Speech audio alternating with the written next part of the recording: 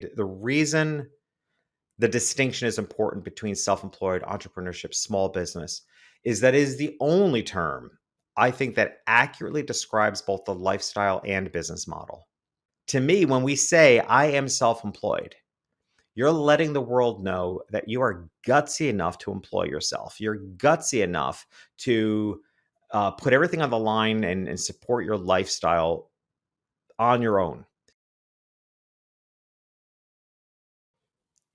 Welcome, everybody. I am so happy to have with you here today Jeffrey Shaw. He's going to share with us about how you can live your best self employed life. Thanks so much for joining us today, Jeffrey. Hey, Wade, I'm thrilled to be here with you. Awesome. So, he and I had a great pre interview conversation. He really knows his stuff. He's a speaker and a small business consultant. He helps self employed and small business owners gain control of their business in what seems like otherwise uncontrollable circumstances. He's been a TEDx speaker. He has a podcast called The Self-Employed Life. And he has a book coming out called The Self-Employed Life, which he'll share a little bit more about with later. But I just really think there's so much he can add to this conversation. So what I just first start with is, Jeffrey, would you share a little bit about your journey as an entrepreneur, as a self-employed person, and then even why, for example, you even bother to make that distinction between self-employed, even just as far as how you communicate to people and what you do? Sure. The journey, like it is for a lot of us, has been a jagged road, if you will. I was going to say a long and jagged, but it doesn't necessarily be long for everybody. For me, it has been. I've been in business for 36 years. Um, my route into self-employment started when I was 14 years old. At 14 years old, I grew up in the country and you want to make some money. So I had this, looking back, I think pretty ingenious idea to strike a deal with a local farmer and buy eggs from him. And then I went door to door and I sold eggs. And what made that interesting is that although I was living in the country, it was a unique town because it was where IBM was starting their production plant. IBM was a startup company at this time, or a very new company. The reason my family was moved there was because they were a startup. It was 1967. My parents moved to this small country town, and it's because IBM could afford to buy up huge, just a massive amount of land because it was cheap land. And that would become later on the largest computer production plant in the world. So what made it unique is that it was a small country town, but the highest in technology was being built there. And everybody that lived there was a transplant from somebody, because it wasn't the local people that originally lived there that worked for IBM. It was people that were brought in. So there was a cachet to farm fresh eggs. And I picked up on that as a kid. I'm like, okay, these people moving out from New York City are going to really dig these farm fresh eggs. So it was a pretty ingenious marketing ploy, and I did really well with it. My mom also owned a beauty parlor, so I would pack up cartons of eggs for her to bring to her beauty parlor on Saturdays, and she would sell them there. So it was scalable. So I did really well. I did this for a few years, and eventually, you grow up and you think, well, what am I going to do the rest of my life? But the area in which I grew up in didn't offer a lot of promise. And I have two older brothers. Neither of them went off to higher education. So I didn't really see higher education as a route. I went to the type of high school, which is odd to me now, but I look back, it's like nobody ever talked about college. Like I didn't have a guidance counselor that, it's like it just wasn't, it was such a kind of a blue collar type of area that nobody spoke about higher education. So the one thing I was good at, but honestly, the one thing that allowed me to escape from the world as I wanted to escape was photography. Because back in the day, you could hide out in a dark room. And I was able to miss a lot of classes and like 2 years of gym class by hiding out in the dark room. Literally skipped gym for like 2 years and had to get permission to graduate because I didn't have any gym credits. um, but I only because I was so good at photography, I brought a lot of awards to the high school because I was winning all these awards as a photographer. So they let me slide on the gym. And then I went off to photography school, went back to that same town to try to start a photography business. And 3 years of failing, I then got my act together and realized who I was meant to serve. And that was a life-changing moment and really the root of my previous book, Lingo, which is what I realized as I was meant to serve an affluent clientele. And not because they were rich, not because they had money, but because I shared their values. I didn't have the same values as my family. Like I had life insurance at 19 years old. I was always a long-term thinker. I became a photographer because I really believed in preserving life's moments. Life is short. That's why we should only work 4 days a week. Life is short. And, yeah, in order for people to buy into those values, they have to have discretionary income, right? It has to be people that can invest in the future. So I shifted my business model to reach that clientele. The problem was that I didn't come from that, so I didn't understand it. So I set about really understanding what makes the affluent market tick, how they think, what are their values, what's important to them, and realize, my gosh, I'm just like them. I'm so much more like them than I am my own family. Like it was actually the most comfortable world for me to be in, more comfortable than holiday gatherings with my family, to be honest with you, because I got those people I was going to serve. And that set me on a course of what is now a 36-year career as a photographer for very affluent families. I photograph entirely in locations. So I get to go to great places and fabulous homes and other countries and yachts and on the whole thing. And then along the way, I just really felt I wanted to help others build their businesses. So I started coaching about 12, 13 years ago. And then once you start coaching, that leads you to speaking because people want to hear more of what you have to say. Start speaking, and that led to writing. Now, what is my second book coming out? So it's been a jagged journey, if you will, one of dots kind of scattered, but they all connect for me, and that's the important thing. Is I have never really felt scattered, which is something we multi-passionate people get accused of a lot. To me, I'm not scattered. To me, I'm not all over the place. I actually feel like I'm on, one mission. While that mission can change, I'm very committed to the direction I'm going in, whatever direction that is. Um, so that's kind of my journey in a nutshell. It's been a rather jagged one, and I guess I'll add to that, which answers your second question. Along the way, really within the last year, and so many other people have recognized this, and it's been interesting how people see things from the outside. So many people have noticed that I've gained incredible clarity once again, about who I'm for. And while I've always considered myself as a coach for entrepreneurship and to help entrepreneurs, I've realized where my heart, passion, and my commitment and my own story lies is in specifically with self-employed business owners, which the value of separating self-employed from entrepreneurship is so important for many reasons. And I'll to answer your question, I'll dig into those a little bit. But it's to me it was such a fundamental shift in clarity. And now what's been intriguing to me is how everybody else is seeing it. I mean, people are introducing me to other people because they're like, okay, you get to know this guy. He knows everything about being self-employed. Like it's very specific now, where entrepreneurship has been too broad. To answer the second part of your question, Wade, the reason the distinction is important between self-employed, entrepreneurship, small business is that it is the only term I think that accurately describes both the lifestyle and business model. And that's important to you when you are self-employed, because somebody say, hey, what do you do? I own a small business. Well, what does that mean? I mean, it's so broad. And the truth of the matter is, it's such a vague definition because you can have up to 500 employees and be considered a small business. And yet 80% of businesses that are considered small business have fewer than 20 employees. Right. And and how many of those are solopreneurs or companies fewer than 5? I mean, so the definition of small business does not apply to the people you and I are probably speaking to. And then entrepreneurship, hey, it's cool. I've always loved calling myself an entrepreneur because it has an energetic quality to me. But again, it has absolutely no explanation of your business model. If anything, people today can think you're an entrepreneur, meaning that you're in between jobs. Or it could mean that you have a habit of creating things and moving on. Like it doesn't explain enough.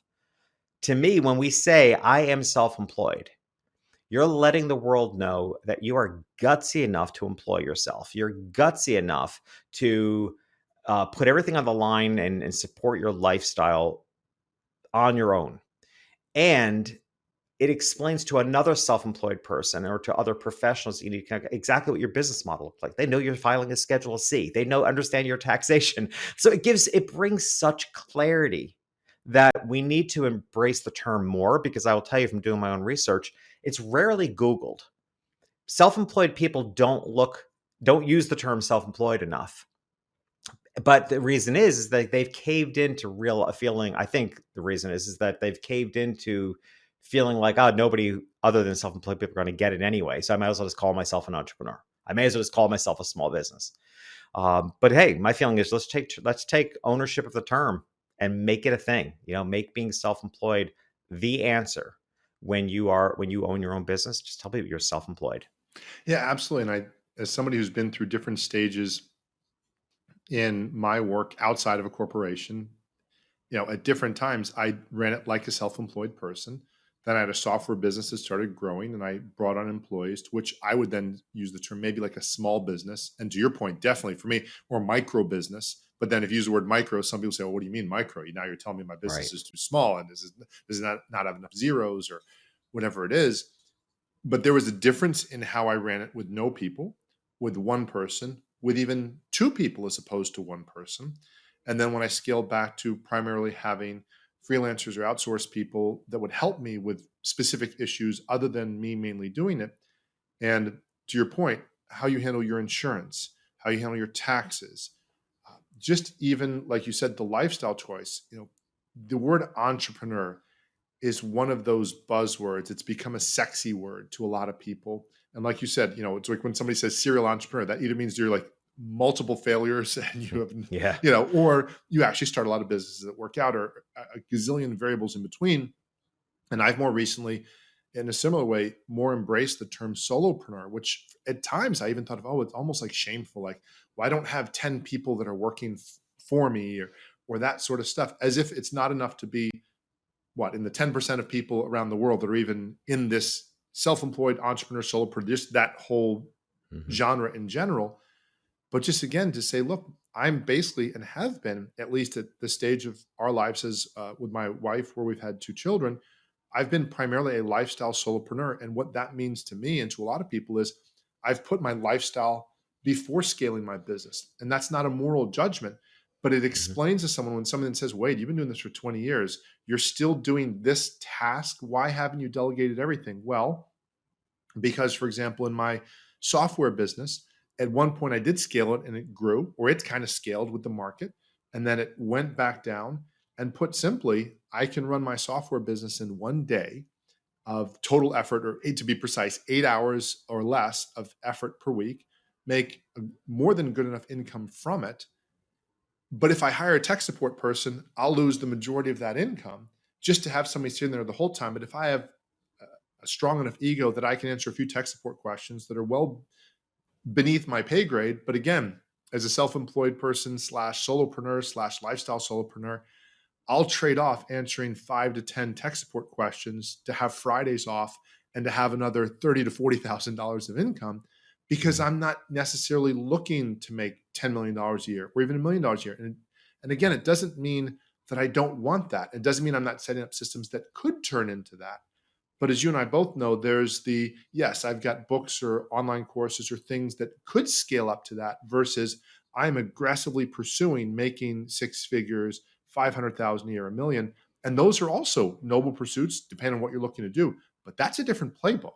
And if you Hmm. really want to make, 500,000 a year, a million a year, you are going to be doing a lot more hustling and grinding. And there's nothing wrong with that. Whereas where I'm at is a different thing. And especially to your point of even self-employed, being more of sometimes the artist or the technician or the person who loves doing the craft, as opposed to the person that wants to scale that. And I just remember so many times I would meet people as I was traveling that they'd say, at first I was the artist, I was the technician. Then I grew a company. And then after a while, I went right back to just me and one or two people, because I didn't want the scale. And again, nothing wrong with it, but it's not my path. How would you say that's been perhaps similar for you in your journey? Hmm. Well, I certainly don't see any ceiling on potential when you're self-employed. I mean, my business model is very different today. My business model as a photographer was I had, I had staff of 4 or 5 people at any given time. I was always the front guy doing all the photography, doing all the sales, doing all the connecting with my clients. Everybody else is kind of behind the scene except my right hand assistant. Uh, now my business model is looks different. It's all virtual. But I think to your point, I love the point you made earlier about how you ran your business differently when you thought of it as you alone versus one employee, even versus two employees. And that to me, I think is the key point, that we can hold more than one energy, right? I mean, to you can be as I am today. I am I would say a business of one, except I've got a lot of virtual people around me. I mean, my podcasting team alone is a team of 4 people. So, but everybody's virtual, everybody's remote. Actually, the people aren't virtual, but everyone's remote. But on a day-to-day basis, it's I'm working on my own. But there's no reason for someone to think that that means that you have to be a tiny business. That doesn't mean that, I can't be a six. You can still be a multi-million dollar business of one, self-employed. Like, there's nothing holding back to the scalability of what I can accomplish right now, except, to your point, my own lifestyle. I'm very clear in how I want to live. I've always led all my decisions by my lifestyle first, always. So I'm at a different stage at this point in my life. I've raised 3 kids. They're all on their own. They're on their 20s. I'm 57 years old. You know, so although I'm working harder probably now than I ever did in my life. And when I say harder, I don't mean painfully and I don't mean more hours. I mean by choice. I mean that I'm so all in because I love what I'm doing.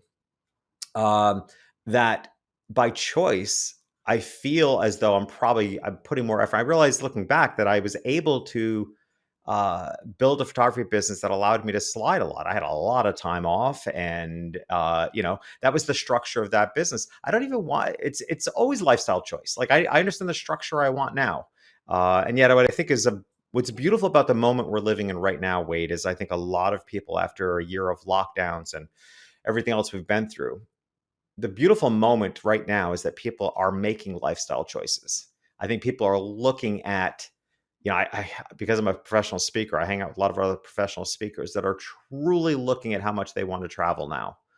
I'm seeing a lot of my friends getting on planes for the first time and posting, I'm not enjoying this as much as I used to, because we've had a chance to take a little break from the norm and a break from the habits that we got into that we thought were charging us, and taking a break from that and now reassessing. And I think this is a beautiful moment of reassessment that everyone can consider the hours they want to work, the number of days, the number of days a week that they want to work. This is the time to do it. And I say, I know you'd agree, take advantage of the opportunity to reassess, realign before you move forward. Awesome. That's something that has come up so much for me, Jeffrey. I know a lot of the people in my stage, our children are 15 and 12. And a lot of my friends that are either working for somebody or speakers or people who are used to traveling, number one, have gotten over the, hey, I get to travel. It's more like I have to travel. And then the other thing is, a lot of them had gotten used to being told, well, you need to go travel because they work for somebody. And the person they work for might say, well, yeah, airline tickets are cheap. And if you can make a sale for the company that's big enough, great, you go travel. And who really is concerned about your lifestyle? And maybe it's not done, I don't think it's done maliciously. It's done just without even any thought for it. It's like, hey, just bottom line, bottom line, bottom line. And I think most people don't want to be part of that. So whether they're an employee, whether they're starting their own gig, whether they're self-employed, I think most people are realizing there's a lot of habits we've gotten into that are busy, their activity, but they're not necessarily productive. And the other thing you mentioned, which I think is so true, is so many people say, "Oh, well, if you're self-employed, it means you're a floozy, or you couldn't figure things out, or you're scattered, or you're, you know." And one of the things I look at is, despite my ability to help other people plan their businesses, I'm not a long-term planner. Some of it has to do with my view of the world. Some of it has to do with my beliefs on spirituality. Some of it, all different things. But long story short, I don't plan for usually more than about 3 to 6 months in advance. And yet I've paid my bills for most of my life. Most people would consider me a reasonably responsible person, but that's how I design it. So when somebody says, what are you going to be doing in 20 years? I have all the respect for the person who sets a 20-year goal and breaks it down and does all that stuff. That's just not me. Whether you want to call it wiring, and I don't pretend to understand how that works, but that just doesn't engage me. So for me, there's certain things I know I need to do, and I certainly have commitments that I will hold to. Been married for what, 17, 18 years, raising kids, all that good stuff. But to your point, just because I'm jumping around, or just because, like you said, there have been times where I wanted to put 60 hours a week into my work, and that felt great for my lifestyle. And there's times where I wanted to put 30 hours, and that felt great. I think that's the point, is the choice, the freedom piece It's kind of like the difference between saying, do you have to retire at 67 or 70 versus saying, I have the money in the bank or in the investments and I can retire, but I'm probably going to choose not to. So it's nice to have the option, but as opposed to being forced into it.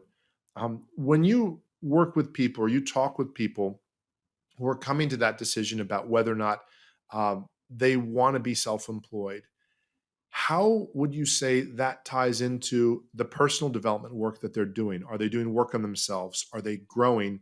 Because that's something that maybe 30 years ago were considered two different spheres Mhm. altogether. And you and I have both witnessed as more and more people are seeing how those two integrate or at the very least impact each other. Yeah, it's one of the cornerstones of my book, The Self-Employed Life, is that it is it's such a unique blend, I think, of personal development and business strategy. It's actually broken down. I introduced in the book what I call the self-employed ecosystem, because this ecosystem is what I have deemed uh, the answer, the formula for success when you're self-employed, if you will. Um, and I bring to that 36 years of actual business practical experience and over 1,000 hours of training as a coach. I can't even count the hours over 12 years that I've actually been coaching people. So how could I not write a book that's a blend of coaching and business strategy? Like, it's so ridiculous that, and believe me, publishers, everybody wants you to, although my publisher immediately bought into the idea. Like, they loved it. I actually got my book proposal on an email. Like, I didn't have to do a book proposal. I just sent them an email. It's like, here's the concept. And they were so in. That's how great my publisher is. But I reached out to them specifically because I've interviewed on my own podcast many of their authors, and they have this unique blend, I would say, of business and personal development. So I knew they were the right fit. And to me, it is undeniably connected throughout life, but trying to get corporations to see that as well, that's like pushing a boulder. It's just not, it doesn't, the change is not going to move fast enough for me. I like fast change. I like fast change in the world. And I truly think that the best way to change the world we're in for the better is to help small businesses and self-employed businesses do better, succeed, and live the lives they want. Like, if we actually want to set a standard in the world that people live their lives making decisions based on their lifestyle first, self-employed people can do that first. They can lead the way. They can be the example that corporations will be then scratching their head and say, we might want to get on this bandwagon, because the reason that we have so many unhappy employees, high employee turnover, and high rate of sickness is because our employees aren't actually allowed to live their life the way they want to. It's like, yeah, guess what, corporations? That's the truth. The problem is it's going to take them too long to understand that. And I want to focus on the people that can represent that change quicker. And those are self-employed people. So, you know, what I find about people that come to me for coaching, there are different stages, but one of the stages of life that they're at that I find really intriguing is what I call the midlife self-employed. And they are those folks that are 50, 65, somewhere in there, that may have a high paying corporate job, and they are far from looking at retiring. They might be leaving the job, but they're actually looking for their next chapter. Like, what's the next thing? What's the more meaningful, purposeful work we can do? And often they come to me, which I prefer, as a blank slate. They just know there's something in them that they can't find it. They don't know what it is. And that's actually what I'm incredibly good at. I'm really good. And I think it goes to the roots of being a photographer. I can see what other people can't see. Right. So I know how to ask the questions. I know how to dig. I know how to really, really trust my instinct and present back to them, well, here's what I see as a possible, route that you can go down. And then that's, I see their light bulbs. So all their whole life starts coming together and connecting, and they start seeing something unique they have to put out in the world that they can build a business on. And then I help them build the business. So I love, that stage of client that comes to me. But everyone, regardless of the stage of life they're at, when you are self-employed, the connection to your personal development is undeniable. I always say self-employed begins with the word self for a reason. It's undeniable for a couple of reasons. One is, there's a good chance your name in one form or another is on that business. So of course you're going to take it personal. The old adage, it's business is business, don't take it personal, doesn't apply to us.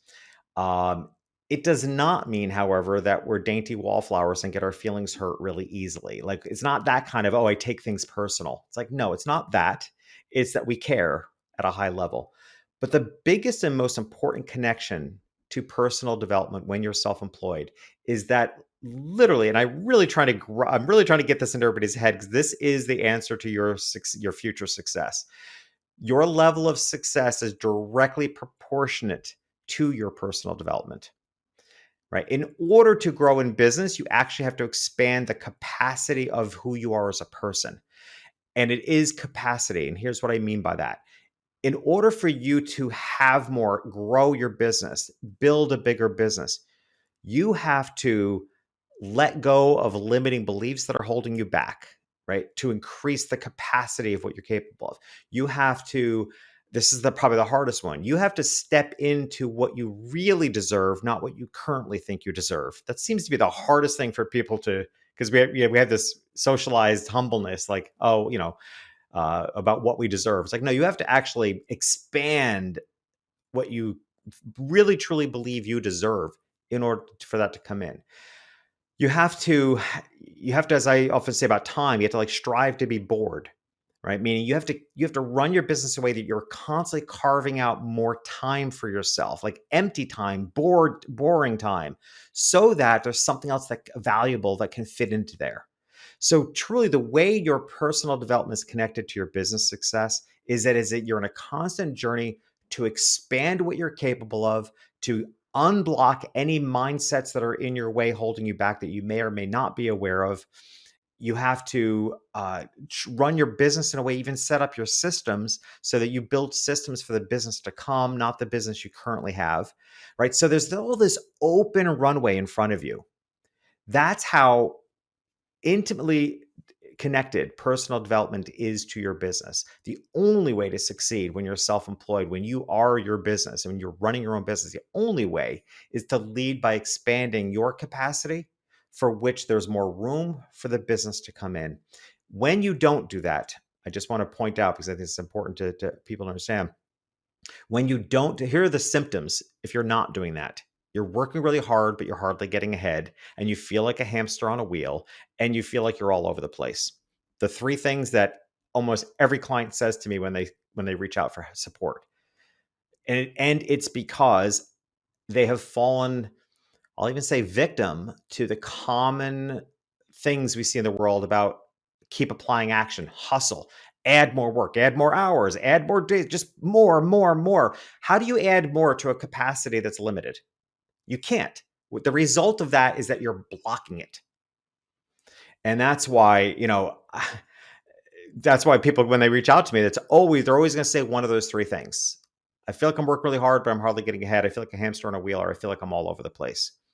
And the answer to that is, well, let me help you through coaching, really step into the bigger version of yourself and set your business up that way. It's not all woo-woo, and set your business up for that future business. The end result of that is that you have the lifestyle that you want. There's a couple of things you said there. One, which I think is so important, is people get caught up on this idea of, and I have too, I've been caught up on this for so many years in my life of, well, I deserve more. And I think it depends how you look at the world, either from scarcity or abundance. If you're coming from scarcity, I deserve more means you get less. And so Mhm. then you say, okay, well, that's a very selfish way. And you're going to want more. And what's going to happen to the other people? Versus I deserve more. We all deserve more, but I got to work on me first. I got to put on my own oxygen mask first. I've got to do the work on me first. And then I can help other people. Whether you look at world economies, whether you look at even the basic concept of us both, living in America, and people saying, well, there's so many people coming to the US. Well, if we can help other people make their countries function better, then there's going to Mhm. be less of a need for them have to run from something. It doesn't mean we're saviors. There's good things we do, and we're not even going to go down that rabbit hole conversation. Mhm. But put simply, me saying I deserve better doesn't necessarily negate somebody else also deserving better. And I think Yeah. that's the thing that a lot of the times people get stuck in, and just goes right back to, well, look, if you have issues about making a lot of money, well, if you make a lot of money, you can serve a lot of people, assuming you're doing it honestly and you're providing the value.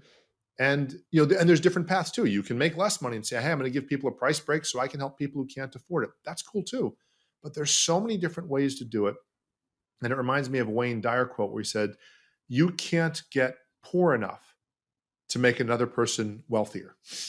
Hmm. You Wow. you getting Yeah. poor doesn't help other people. Yeah. And it doesn't Yeah. mean, that's different than greed. But again, this idea that if I'm, the rising tides, if I do better and I'm growing and you're growing and you inspire me and I inspire you and we inspire the people around us, that's a better situation. And, I've just always thought that if you want to cure, war in the world, get and this is maybe gender bias because I'm a man. I know how a lot of men think. Get guys a beer, a football game, and it can be football if you're in other parts of the world. If you're in America, it can be American football, and a little bit of loving. And there's going to be no wars. You get that every week. There's no wars. It's really that simple. But again, that's an abundance type mindset Mhm. that looks at, how can we help each other get more? And so many people I talk to, like you, where they say, look, I've reached a point where I'm doing well, but I want to help other people do well. And if you were to hear that years ago, I mean, it sounds like a really good tagline. Like, okay, here he comes with his marketing thing. He's trying to sell more books. First of all, if you're not an author, you don't make a lot of money with books. Just for Right. those who don't know, it's how Yeah. you share your message with the people who often can't afford your coaching or your other things that you would just do simply.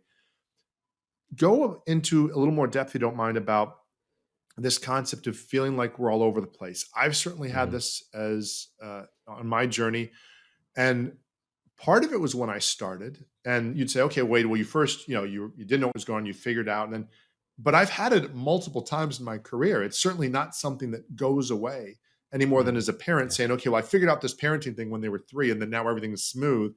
There's different versions. How do you how do you help a person when they say to you, "Hey, Jeffrey, I feel like I'm all over the place."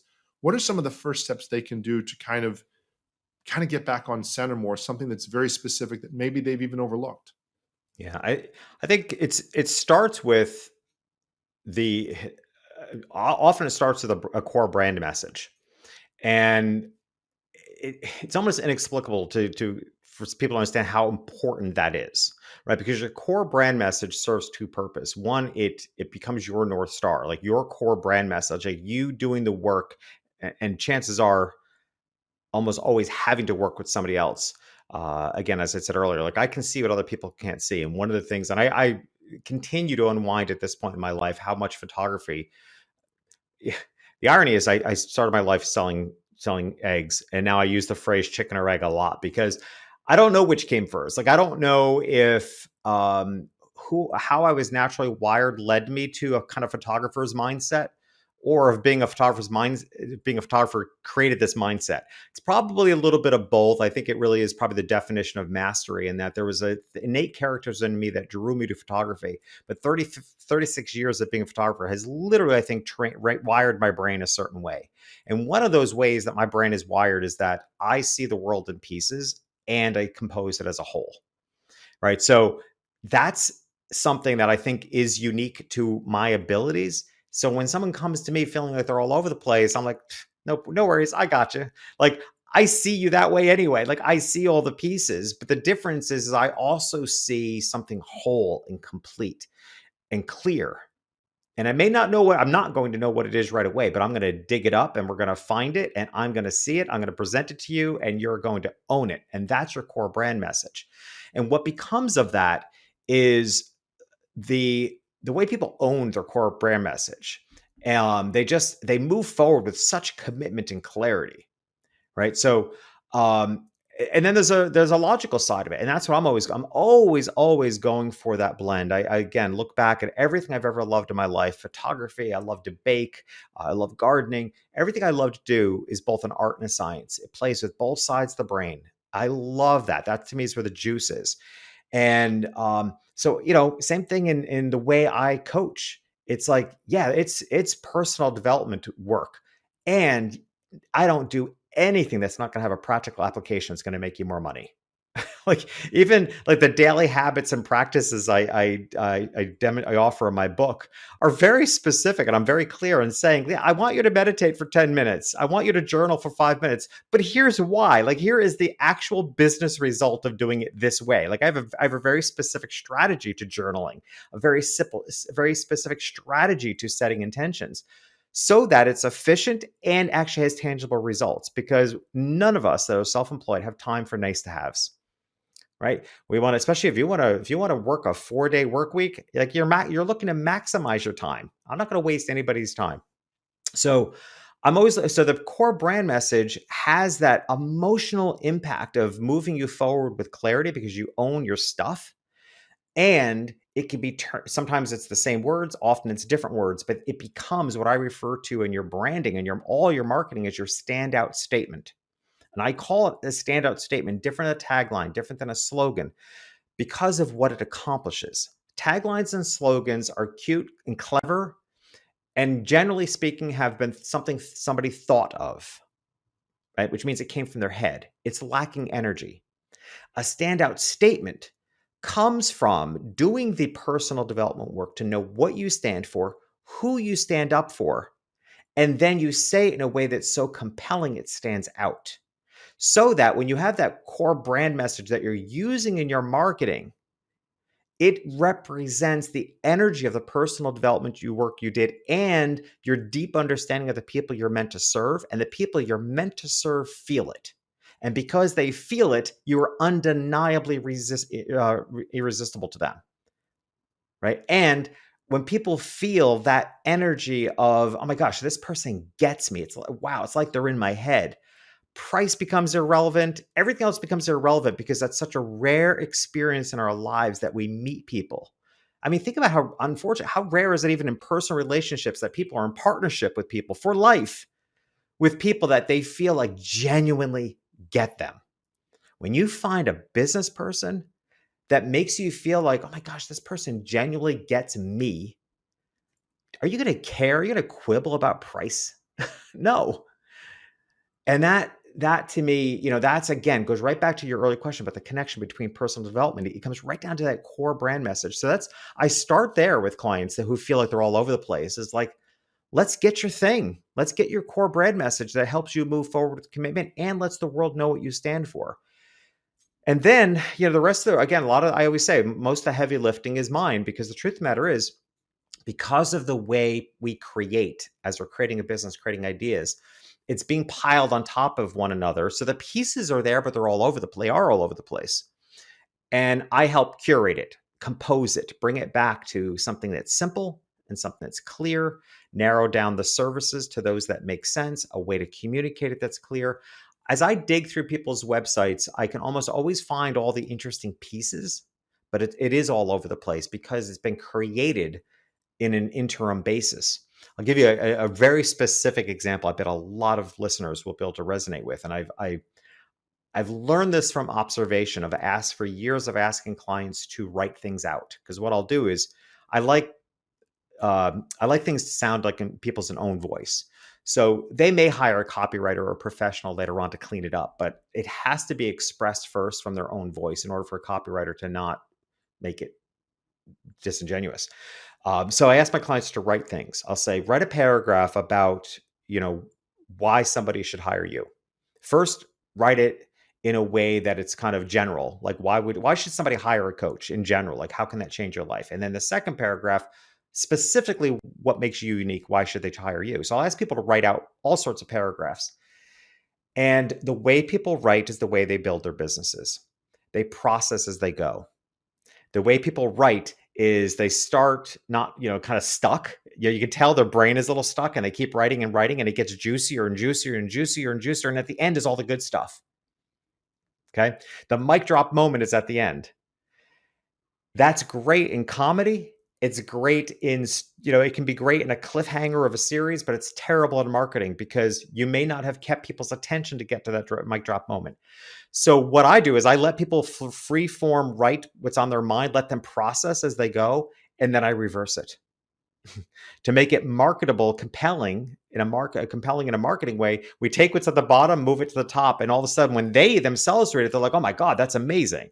It's like, no, it's actually everything. It's the essence of what you said, just reversed, and that is why people generally start feeling like they're all over the place, because the way we build our businesses is that we're always processing, always creating as we go.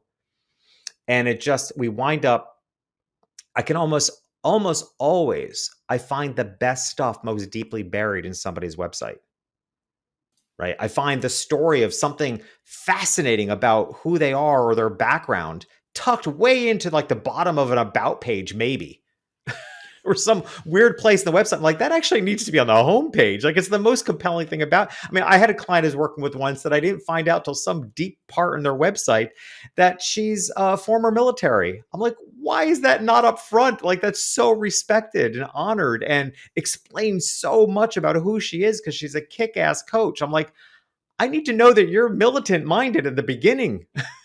Yeah, there's so much Yeah. I think we do, this idea of, being all over the place. And something that you said it a few different ways, or at least I heard it a few different ways, is some of this is also about that owning it, that self-knowledge. And sometimes you talk about this idea, my gosh, we're so taught to be humble in our communications. And if we're not careful, that can turn into failing to recognize where we're excellent.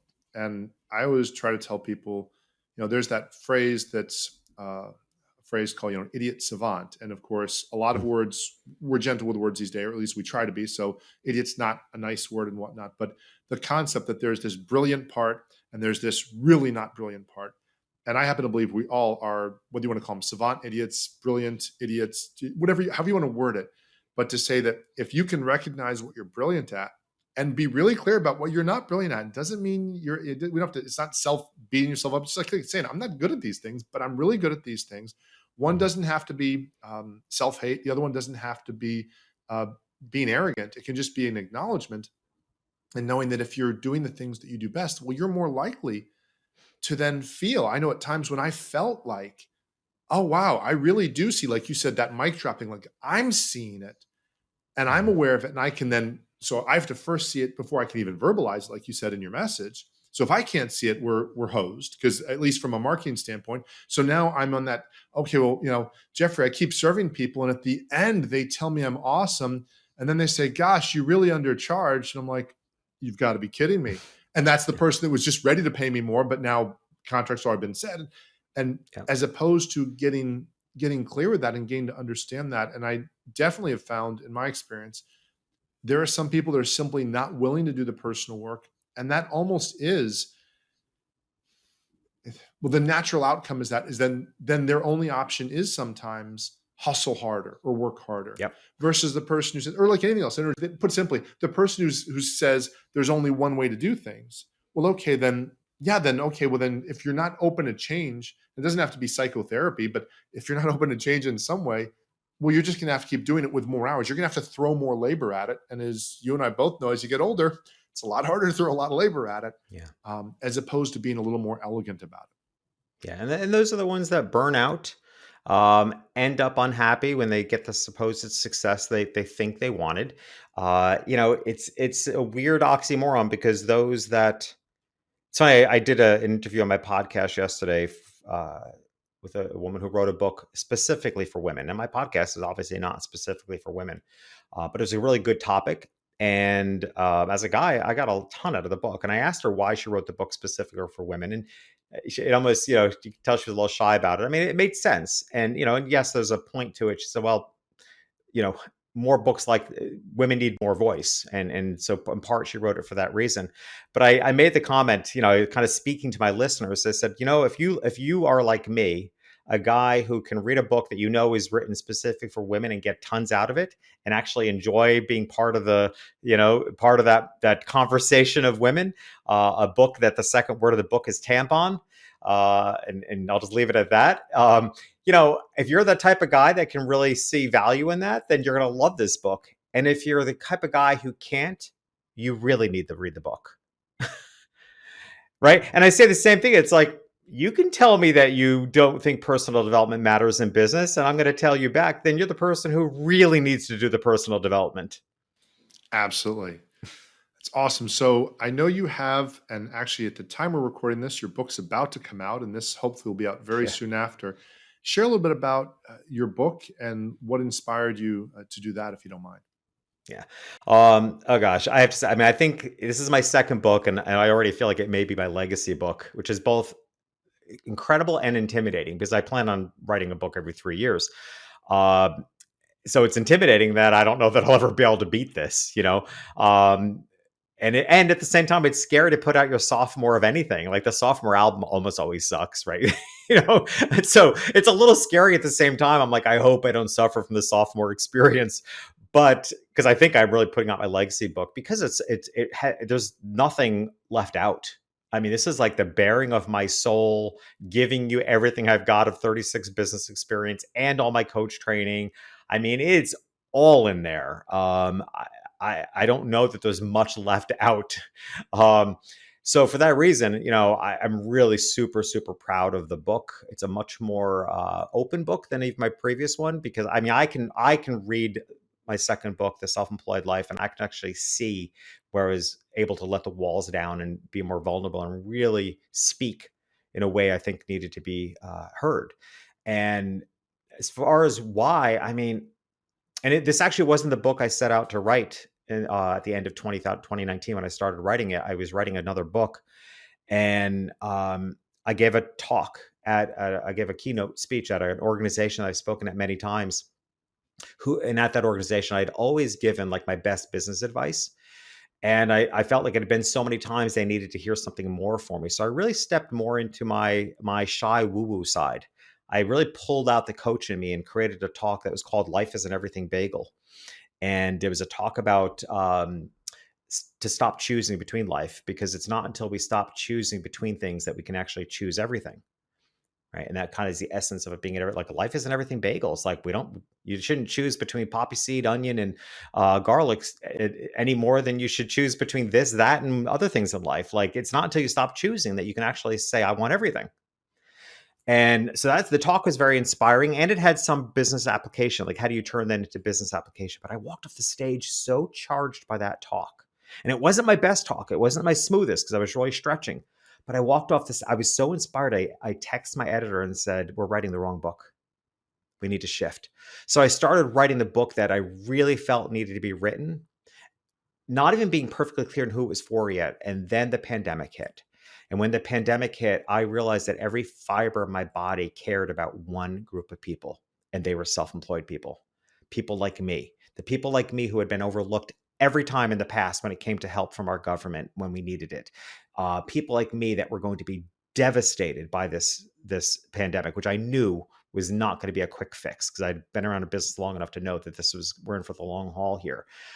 I became anxious, which is so rare for me because I'm like never anxious. I sleep like I'm in a coma. Um, and I just became really anxious about self-employed business owners. How are they going to get through this? How are they going to keep their families together? That I started digging into what the government was doing, only to find out that there was good news, that there was the PPP loans. But then, of course, I'm like, okay, and the government's going to screw this up. I know that. Like, they have no idea how to speak to self-employed people. So I need to educate. So I started educating people through videos. I got bankers, and I got the president, the CEO of the National Association for Self-Employed. I was digging up anybody I could find to interview on video and on my podcast to educate self-employed people to get this help. Because for the first time in US history, help was available. And I was going to help you I was going to tell you how the government was talking to you wrong and what they really mean so that you can get the help you need. And it became such a level of commitment to me that while I'm writing this book that didn't have a title, didn't have really a carved out audience yet, it became clear to me that this is what I care about. So the book, and we very specifically called it The Self-Employed Life, because it wasn't just self-employed business strategies. It's the whole gamut. It's the life, it's the business strategy, it's the personal development, it's the daily habits that you need to do to maintain your mindsets and your well-being. It's the whole gamut. And it's the most unique book out there. And then I started doing, when had the idea, I started doing my due diligence, and I go to Amazon and I search for self-employed. The top 10 books that even come up on Amazon for self-employed prior to mine is all about taxes, how to pay taxes when you're self-employed, it's like ridiculous. I'm like, this is like probably the lowest thing on the totem pole of priorities for a self-employed person. And this is what every book is about. Nobody has written a book of what it actually feels like to be self-employed. This is it. I wrote a book that actually speaks to what it feels like to be self-employed, what you need when you're self-employed. People that are already reading, advanced readers, the book comes out May 4th. One of the online retailers started shipping the book 2 weeks early. So I have all these people who are already reading the book 2 weeks before it was even released. That's been odd. But the feedback is just the people are blown away because they're like, oh my God, nothing like this has existed for me. So I'm proud of it. And I've presented it in a way that I think of it as a guidebook. Like this is not a book you're going to read and put on a shelf. This is the book that's going to sit at the corner of the desk because it's so chock full. There's no way you can take everything out of it that's in it, including the business strategies. I mean, there's some really innovative. I talk about hug marketing and step up, step down business models, and I even have a whole chapter on how to be an awesome podcast guest, if that's a good way to market your business. So the business strategies are so concise and what I refer to as right size for self-employed business owners. They're not corporate ideas. They're not big business ideas. They're the ideas that work when you are a relationship-based self-employed business. And yeah, it should be. People have referred to it as a Bible, the guidebook. I mean, um, and I said this will be a book I imagine will sit on the corner of your desk, and you'll say, okay, let me try this hug marketing thing, and you'll dive into that for a while. And then 6 months later, okay, let me dive into this emotional journey website map. Like when you're getting ready to redo your website, like there's an entire template of how to walk your visitors to your website through an emotional journey to get them to be hooked and to choose you. So the business strategies are very specific to self-employed businesses. So I'm proud of the book. That's awesome. I'm really looking forward to that. And I love how you can clearly state how proud you are of it. I think that's awesome. It speaks to what we Yeah. talked about earlier, the personal growth work. Where can Yeah. people find out more about your work? So the page for the book, well, actually, the page for the whole world of everything self-employed is the selfemployedlife.me. So the book is there. I just hosted and organized and hosted a 2-day online summit, which was a smashing success. It was called the Self-Employed Summit. That's completed, but we'll be doing it again next year, and it may even be live. But there's articles I've written for self-employed. So the whole ecosystem for self-employed business owners is at the selfemployedlife.me. And at the top of that page is something I highly encourage anybody that's self-employed to do, which is to take my self-employed assessment. And you can get that at selfemployedassessment.com. So it has its own URL, plus it's on the same page, selfemployedassessment.com. To be honest with you, I dumped tons of money into and worked with a brilliant series of people actually to develop an algorithm that you answer 6 questions, and the algorithm gives you customized results and insights into where in the ecosystem of personal development, business strategies, and daily habits that you need to do the most work in. Right. And then there's even a step you can take to watch a more in-depth video, which will give you an even deeper explanation as to why that ecosystem is important. So I really, once the book was written, I started thinking I really wanted a tool to point people in a direction to making the changes that they need to make in order to have the business they want in the life of their dreams. And this tool, I think, is really pretty spectacular in its ability to do that. Awesome. Thank you so much for sharing everything, Jeffrey. We're definitely going to have all those links if you're listening. It'll be in the podcast notes or on the website. Thank you so much for sharing what you're up to. As somebody who's done this for years, I can speak that so much of what you're sharing resonates with what I've experienced. So I think people are getting a lot of the book. I'm looking forward to reading the book. And as always, for those of you all listening, I look forward to helping you help more people and make more money in less time, doing what you do best so you can better enjoy your family, your friends, and your life. Thanks for listening.